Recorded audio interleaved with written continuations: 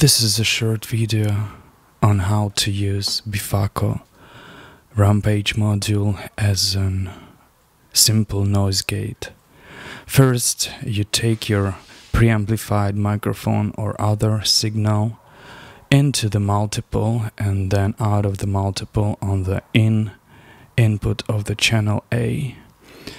Then channel A rising signal triggers the channel B envelope, and then this envelope is controlling the VCA from here, which is using a second signal from the microphone here.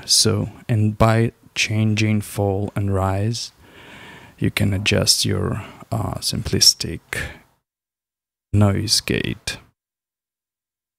So now you don't hear the background noise when I'm not speaking. Thanks for stopping by.